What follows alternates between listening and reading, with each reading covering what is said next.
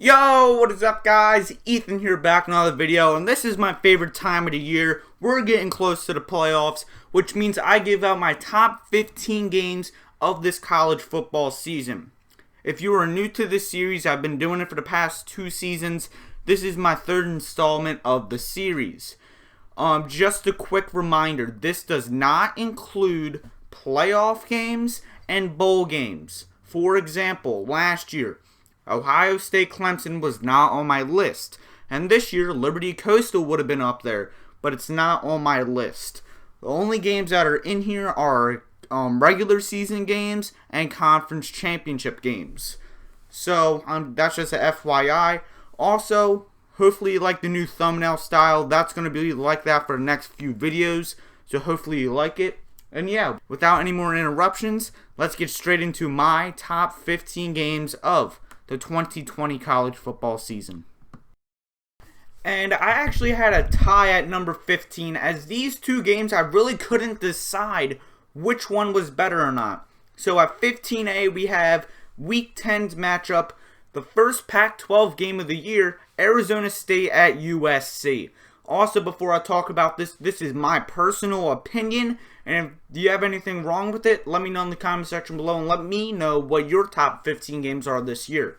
So, this game was very anticipated. We had 2 great freshman quarterbacks last year, Jaden Daniels and Keaton Slovis, going head-to-head for the first time in their careers, and this was going to be a good game. Arizona State took full control in the 3rd quarter, when they entered the 4th, it was 27-14, and it looked like a blowout. But in the last 2 to 3 minutes, USC made a miraculous comeback, scoring a touchdown by Brew McCoy and Drake London, and USC took the lead 28-27, and that defense ended up getting big stops on that final drive, and USC came back and won this one 28-27.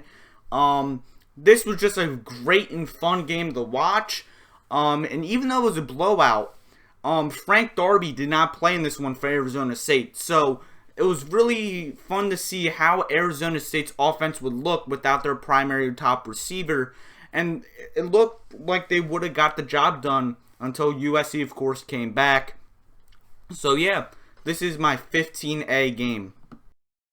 And at 15B, we have the American Athletic Conference Championship game between Tulsa and Cincinnati. Cincinnati ended up winning on a game-winning field goal, 27-24. And this was just a back-and-forth game. Cincinnati got up 10-0 early in the first, but Tulsa ended up coming back to tie it up. And after Tulsa came back, it was just back and forth. Cincinnati scored a touchdown, then Tulsa tied it up. Then Cincinnati scored a touchdown, and Tulsa tied it up again. But with 3 seconds remaining, Cole Smith, the kicker, ended up driving a field goal from 34 yards right through the uprights, and Cincinnati became the American champions. And this was a really good game. You have the best offense in the conference versus the best defense in the conference. And Desmond Ridder came out and showed why he's one of the best quarterbacks in college football, as he is a really good dual threat quarterback, having over 250 plus yards in the air and over 80 rushing yards on the ground, scoring in the air and the ground both as well. At number 14, probably a game nobody would have thought would be on my list, we have Western Michigan versus Ball State, as Ball State ended up winning this game 30-27. And most people did not watch this because it's a MAC game on a Saturday and it was on ESPN+. But I actually watched some of this game. I'm actually being honest. And this was actually a really good game. The winner of this game was going to face Buffalo in the MAC championship. Of course, you can tell Ball State won the MAC. But this was a really good game. Western Michigan ended up scoring the first 3 points, and then Ball State ended up scoring a touchdown. And since then, it was back and forth. Western Michigan took a commanding lead in the 3rd, as they were up 27-13. And then ever since that point, Ball State with the comeback in the 4th quarter, scoring 21 points. and with 29 seconds left, they ended up hitting a cheap shot field goal. And of course, this game ends on, everybody knows the only reason why they know this game was that crazy back and forth play that took well over a minute, which is it was just crazy to see. And I thought it was very similar to what happened in the 80s with Stanford and Cal, but this was a really good game, really impactful game for the conference, and a game I'm surprised nobody talks about as much. And at number 13, we have Arkansas versus Missouri. Missouri ended up winning this game 50-48 in a shootout. And to be honest, if Missouri or Arkansas were better teams, this completely would have been in my top 10 and maybe should have been higher on my list. But since both of the teams were kind of irrelevant at this point in the season, which this game was week 14, I decided to lower it on my rankings a little bit. But this was a fun game to watch. Felipe Franks did not get the stars. KJ Jefferson got his first start. And this game was amazing. KJ Jefferson really didn't have the best game, but he had a little over 250 yards. But the majority of his targets ended up going to Traylon Smith, as he has a crazy stat line of 10 receptions, 206 yards, and a touchdown. Also, Smith, the running back, had well over 150 yards on the ground and 3 rushing touchdowns. And as crazy as this sounds, Connor Bazelak had almost 50 passing attempts, but no passing touchdowns and 380 passing yards. Larry Roundtree had 3 touchdowns and 185 yards on the ground, and that ended up being big for Missouri. And this stat line is really big. As Arkansas ended up at one point in the fourth having a 40-26 lead, but Missouri ended up coming back, and then of course we saw that crazy touchdown and that crazy 2-point conversion by Arkansas.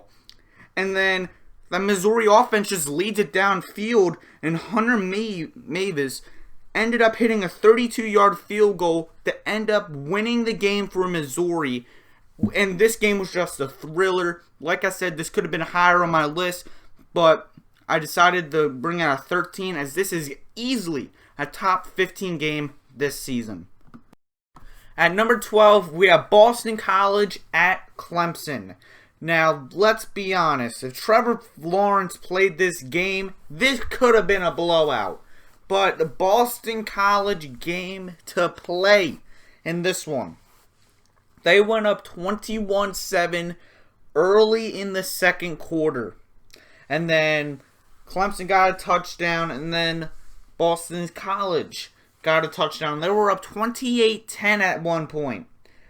And then the comeback just started for Clemson.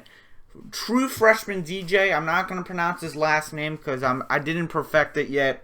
But he and Travis Etienne completely led this Clemson team, well, their offense, to a comeback versus Boston College. And this was DJ's first ever start, his first ever game at a quarterback for college football. This game was just phenomenal. You may say Arkansas and Missouri should be above this, but looking at how Clemson played this year, and if Boston College beat Clemson, this was a huge win on the Clemson schedule. At number 11, we have BYU versus Coastal Carolina. And this was one of the most intriguing matchups when it was first announced, when Liberty had to postpone due to COVID-related issues. And both teams were undefeated. We had Zach Wilson leading that BYU squad, as he had some Heisman hopes. And then you had Grayson McCall, a freshman that nobody saw, or this whole Coastal team being good this year. It's a complete Cinderella story. Both teams entering this game were ranked, and both teams had really good rushing attacks, even though the quarterbacks were the most popular. And this game was very back and forth. You can look at this game.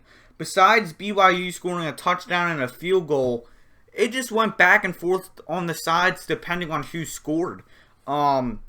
Very fun game to watch. Even though it's the lowest scoring game on this list, very entertaining game and one of the most impactful games this college football season. At number 10, we have another USC appearance as USC defeated their rivals in UCLA 43-38. And this game is only, I think a lot of people would agree that this game is higher or better than Arizona State USC. Number one, it's a rivalry, and it was just a very entertaining game. UCLA at this point was a 2-3 team, but they could definitely pull off an upset. We saw it earlier in the season when they almost upset Oregon up in Eugene. And USC was undefeated, trying to keep their college football playoff hopes alive.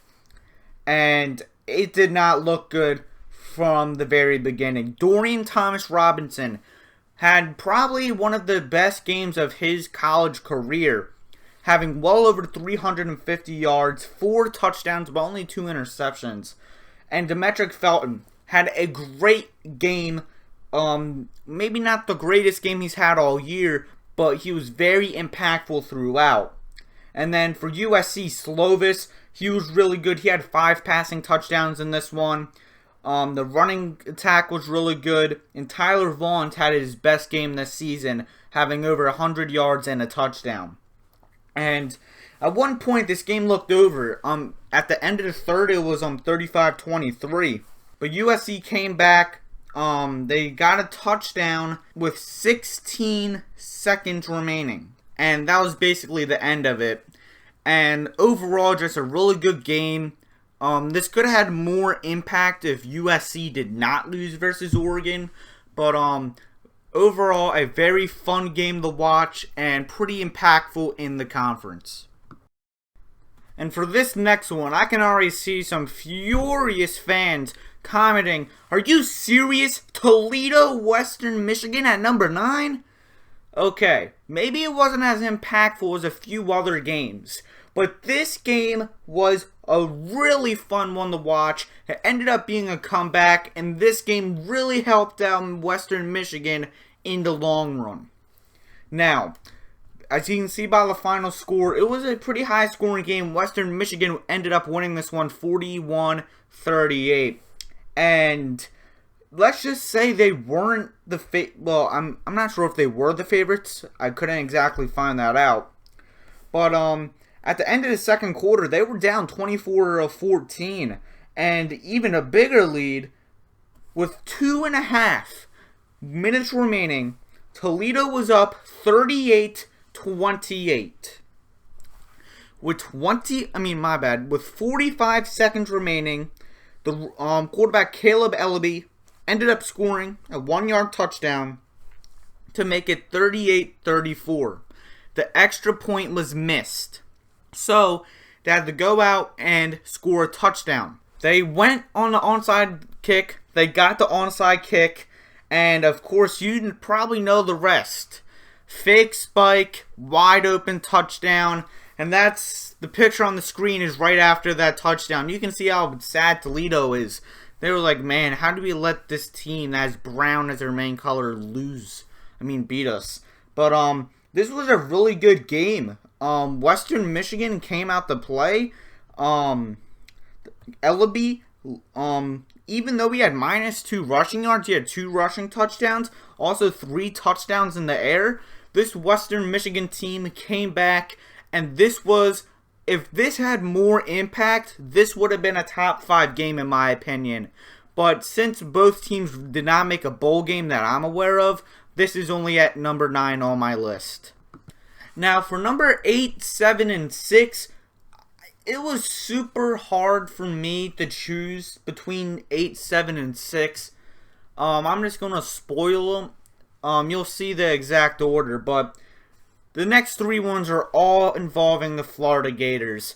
And I only put this at number 8 because it just wasn't as entertaining as the other ones in my opinion. But still, it was a really good game. Going into this game, Florida was number 4 in the country. And that was when Kyle Pitts was having monster games and all that stuff. But Kyle Pitts had a quiet one in this game. Only had around 50 yards and 5 receptions and a touchdown. But this was a really good game. It was a very back and forth game. At one point, Florida did have a 28-17 lead on it. But just like other games this year, Texas A&M ended up coming back and winning this game. Florida ended up taking the lead with 6.5 minutes remaining, 38-31. And then with 4:30 remaining, Texas A&M scored a touchdown, and then Seth Small hit the game-winning 26-yard field goal. And this was a huge upset, and everyone was like, yeah, Texas A&M is legit. Even though I'm pretty sure the previous week they got manhandled by Alabama. But that's besides the point. This was really the first game that I've seen, well, that I was really impressed with the game scheme from Jimbo Fisher. Yes, I really don't watch Texas A&M that much up to this point, but I was really impressed with Texas A&M's scheme. Isaiah Spiller, this was the first game he truly broke out. And yeah, this basically was the game that Texas A&M made them the number 5 team in the country. Because if not, geez, they did not play any competition. But that's besides the point. This game is at number 8 for me. At number 7 is the SEC Championship game between Alabama and Florida. FYI, this is the second and last conference championship game. But this game is, even though it's not as close as the other games, this was really impactful. And Florida showed that they had a real chance versus Alabama, especially in that second half. But it's just like this Notre Dame game. I'm actually recording during the playoff right now. Najee Harris and Devontae Smith are unstoppable. Najee Harris ended up winning the MVP of this game, I'm pretty sure, as he had 178 rushing yards and 2 touchdowns and 3 receiving touchdowns. And Devontae Smith had 15 receptions, 184 yards, and 2 touchdowns. Absolutely unstoppable. But Florida, they played really well, especially Kadarius Toney, as he had over 150 yards and a touchdown. And Trask played pretty well against that really good Alabama defense. Sucked he didn't play well versus Oklahoma, but that's besides the point. At one point, Alabama had a 35-17 lead going into half, but Florida actually came back in this one. And then with 2 minutes left in the game, Florida made it a close game, 52-46. But Bama ended up sealing this one out, and this could have been lower on my list. You may say this game should have been lower on my list, but the impact this would have had on the college football playoff in all these bowl games is huge, especially if Florida beat Alabama, but they didn't. But overall, I think this is one of the most impactful games this year, and that's basically the big reason why this game is so high on my list. And you guys probably knew this game was coming up, and this is going to be the section where all the big games that everybody knows is going to be appearing. And of course, at number 6, we have LSU, Florida. LSU with the huge upset with the then number 6 team in the country in Florida. And this was the week before the conference championship game. Florida, this was a must-win game, and of course, they choked. Kyle Trask, besides those 2 interceptions, he had almost 500 passing yards in this one, including 2 rushing touchdowns. 2 passing touchdowns. Oh, he also had 2 rushing touchdowns, even though he had minus 28 rushing yards. But, overall, this was a good game. The big impact in this one was Kyle Pitts, their star tight end. He was out in this one. But Kadarius Toney and Jacob Copeland, they played really well, both having over 100 yards. And Trevon Grimes almost had 100 yards as he had 98 in the day. But LSU, they came up and played. I'm not sure if I'm gonna pronounce this correctly, but Keyshawn Boutte, true freshman, he had an excellent game, having over 100 yards and a touchdown. And Max Johnson really impressed me. Over 200 yards and 3 passing touchdowns. Overall, very impressive. And the main reason why LSU won is the picture on the screen, and of course the missed field goal that happened with the very last play of the game. But overall, very back and forth game. Besides LSU having a 10-point lead in the middle of the third, this was just a back and forth game, a typical rivalry game, and it ended up being the upset, maybe the upset of the year. So that is at number 6, and now let's get into my top 5. And I have a really good feeling, maybe not you exactly, but I have a feeling at least one viewer watching this video forgot this game even happened. At number 5, we have Texas versus Texas Tech, and Texas ended up surviving, coming back very late in this one, winning this game 63-56. Your typical Big 12 shootout. And this was a battle between the quarterbacks as Sam Ehlinger and Alan Bowman both passed for 5 touchdowns. But Texas Tech, they looked really good throughout this game. I'm not sure if I'm going to pronounce this correctly, but Sir Roderick Thompson, the sophomore, he had a really good game, probably his best game all season, rushing over 100 yards and 2 touchdowns. And if you look at this Texas Tech receiving core, very balanced throughout this game, multiple players doing well, and for Texas, Joshua Moore having 3 receiving touchdowns ended up being huge for the Longhorns throughout this one. And then Schooler also was impactful, and Texas Tech, with little time remaining, they looked like they were going to defeat the then 8th team in the country in Texas. In the third quarter, they were up 42-38, but with 3:13 remaining, Texas Tech was up 56-41 in the fourth quarter. And in 2 minutes, they scored 2 touchdowns, and Texas forced overtime. And Joshua Moore caught the touchdown, and the defense ended up getting an interception, and Texas ended up surviving in Lubbock. This was a great game to watch. It was one of those early games, so a lot of people forgot about it. But this game should not be forgotten about. This ended up being a huge game in the conference. And this could have been higher if there was worse games this year. But this top 4, in my opinion, is just... It was too easy to predict this top 4. And let's get straight into it. At number 4, you probably knew it was going to be on here. We have Penn State versus Indiana, as Indiana won probably one of the most controversial play calls maybe in college football history, as Indiana won by 1 point, 36-35. And this was when we thought Penn State was actually going to be a good team. And going into this game, or the season, I was higher on Indiana than most fans. But I was actually shocked when this game was going on. Like I said on numerous occasions, I'm probably one of the biggest Michael Penix fans out there. And I was really happy with this result. Penix himself really didn't have his best game, having 170 passing yards, a touchdown, and an interception. But let's just say when the game was on his shoulders, he did everything that he could, especially in that overtime period.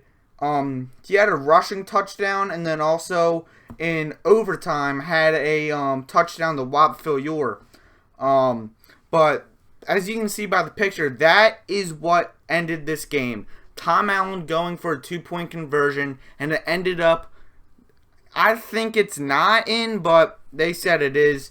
But Sean Clifford actually had a really good game, having over 100 yards rushing and over 200 yards passing, and also 3 passing touchdowns, but the 2 interceptions ended up being costly. And another costly thing is Devin Ford running into the end zone, giving Indiana another chance to win this game. Of course, at the end, they did win this game. And then everybody talks about this overtime period. Parker Washington, true freshman, caught the touchdown. And then, like we just said, Indiana got a touchdown and got the 2-point conversion. This had potential to be at number 3. But I think the number 3 position had a little more impact and was a very high-scoring game. So let's get straight into my number 3 team.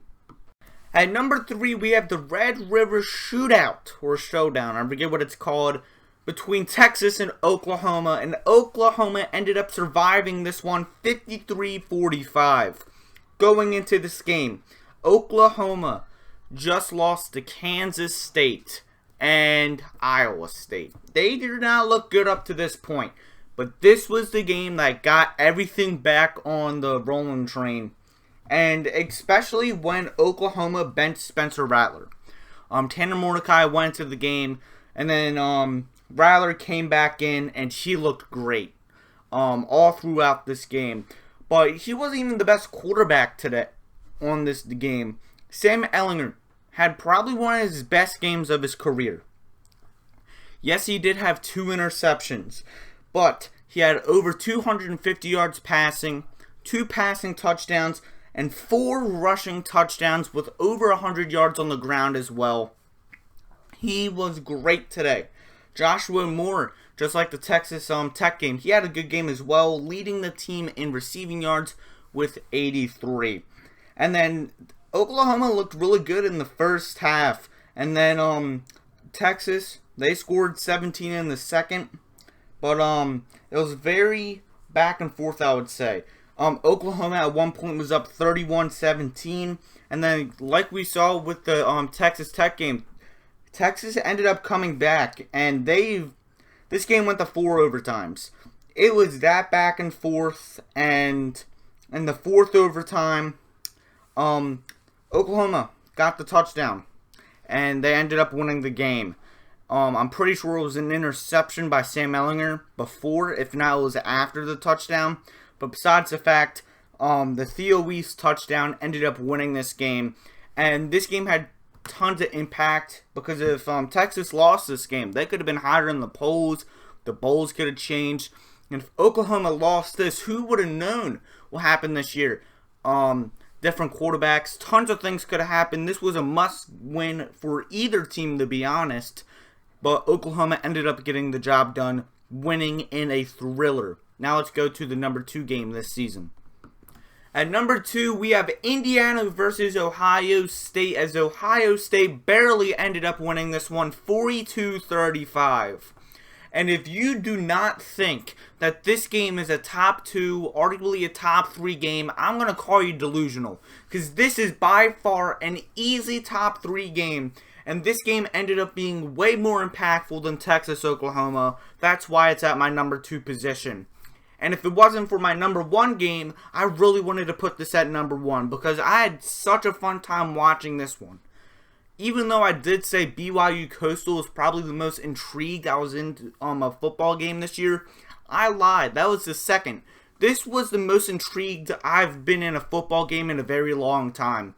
Maybe it's because, like I said, I'm a Michael Penix fan, and this was arguably his best career game, as he almost had 500 passing yards and 5 passing touchdowns. For granted, he did have 1 interception, but who cares? That was early in the game.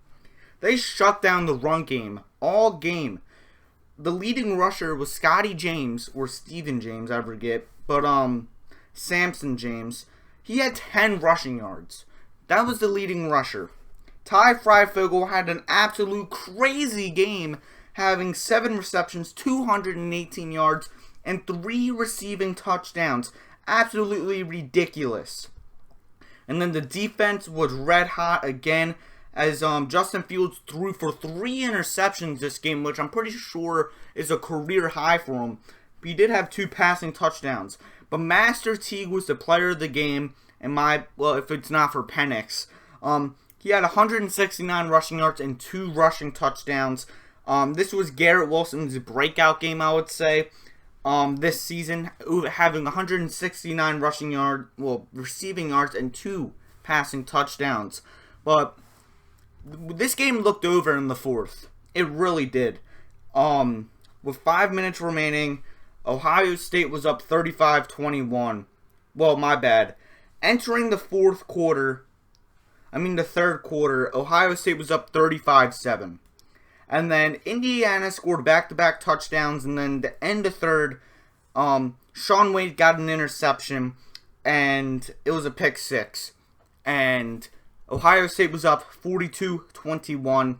And then in that fourth quarter, in 2 minutes, Indiana scored 2 touchdowns. And then just from there, it was a defensive battle. And it was just an overall great game to watch. Hopefully, we have a great game between these two next season if they play. But this is by far the second best game this season, in my opinion. And before we get to our number 1 spot, I have 5 games that barely made the list, and here they are. Liberty upsetting Virginia Tech 38-35. Iowa State defeating Oklahoma at home since the 60s 37-30. Memphis beating UCF for the first time in school history 50-49. Tulsa defeating their rivals Tulane in double overtime 30-24. And Stanford defeating their rival Cal 24-23. And now let's get to my number 1 game this season. And my number 1 game this season, it's got to be Notre Dame versus Clemson, as the number 4 Notre Dame upset number 1 Clemson at home 47-40 in double overtime. And the big headline is Trevor Lawrence did not play in this one. True freshman DJ, I said it before, I'm not going to pronounce the last name. He had actually a great performance versus one of the best defenses in college football, as he had over 400 passing yards and 2 passing touchdowns. Travis Etienne was not electric as we've seen throughout the season, as he only had 28 rushing yards, but he did have a rushing touchdown. Cornell Powell had a career day, 6 receptions, 161 yards and a touchdown. And Amari Rodgers was also productive, as he had 134 yards. But the big thing was Kyren Williams, as this game brought him up to the majority of the college football fan base. The redshirt freshman had 140 rushing yards and 3 rushing touchdowns. And this game was back and forth all the way. The biggest lead that I'm aware of was when Notre Dame hit a field goal to go up by 10, 23-13. But besides that point, very back and forth game. And in the second overtime, Kyren Williams rushed it into the end zone, and the defense got a huge stop, getting just back-to-back sacks and all that stuff. And Notre Dame, this got them up to the surface. If they lost this game, they would have been out of the college football playoff. So for them, this was a huge must-win game on a national broadcast, and they did just that. So that is my video for the top 15 games of the season. Also had honorable mentions, as you just saw. In the comment section below, what is your number 1 game this college football season? Was there any games I didn't even bring up at all that you would have on your list? And yeah, so guys, I hope you enjoyed this video. Like, share, subscribe, and like always, have a good day. Peace out.